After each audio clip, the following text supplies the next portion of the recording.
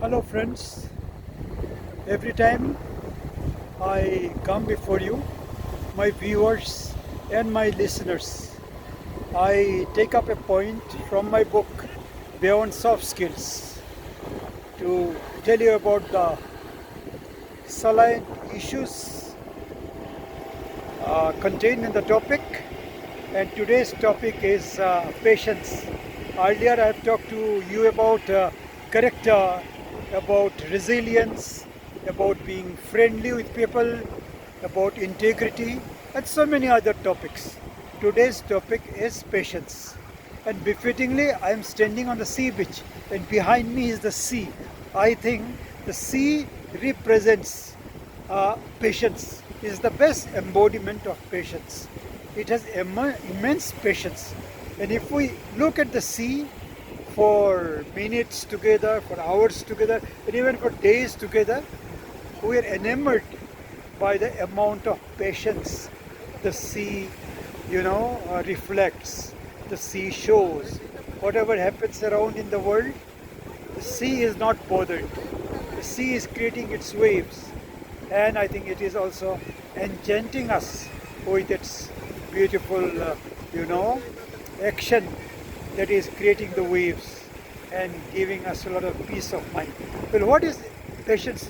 Patience is nothing but forbearance, and it tells us about how to keep our cool in very difficult situations, and how to meet difficult circumstances.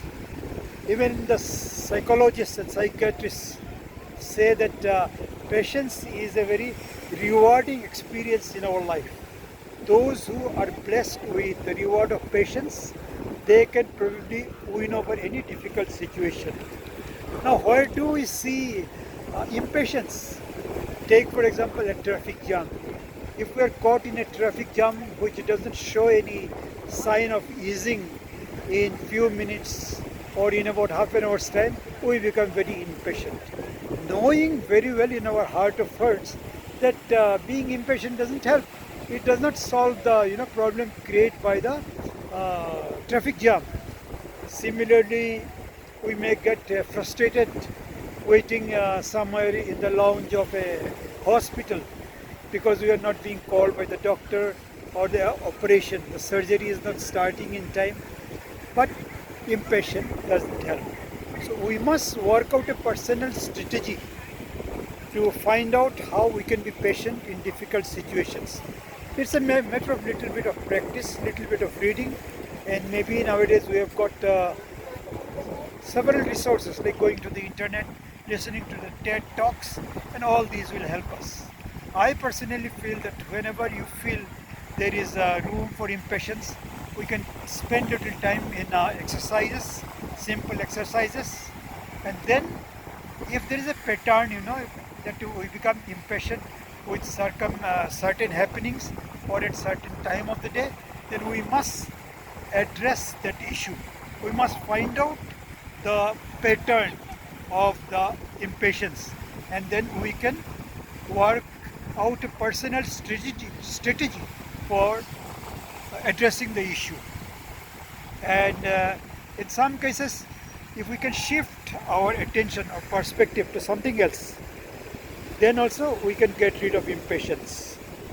So immediately I will ask you to keep a journal, and whenever there is impatience, note down in the journal about the time and the cause of impatience.